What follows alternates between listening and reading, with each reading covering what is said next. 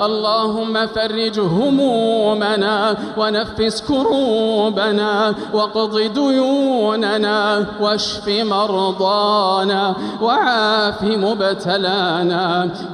مبتلانا واقبل تائبنا واهد ضالنا وأصلح أولادنا وشبابنا وفتياتنا ونساءنا وارحم اللهم موتانا. اللهم خص منهم الآباء والأمهات. اللهم ارحمنا إذا صرنا إلى ما صاروا إليه تحت الجنادل والتراب وحدنا. لا إله إلا الله عدد ما مشى فوق السماوات والأراضين ودرج، والحمد لله الذي بيده مفاتيح الفرج. يا فرجنا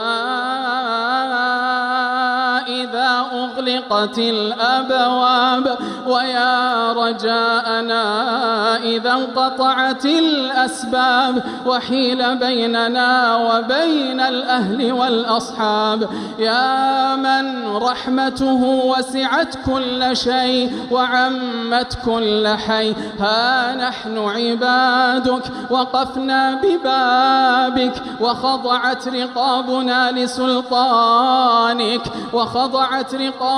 لسلطانك وعنت وجوهنا لجلالك، فلا تردنا عن جنابك. اللهم يمن كتابنا ويسر حسابنا وثبت على الصراط أقدامنا واعتق من النار رقابنا، واجعل الجنة هي دارنا وقرارنا، واجعلنا من السبعة الذين تظلهم في ظلك يوم لا ظل إلا ظلك برحمتك يا أرحم الراحمين. اللهم تقبل منا الصيام والقيام وتلاوة القرآن. اللهم أنت الله لا إله إلا أنت الغني ونحن الفقراء.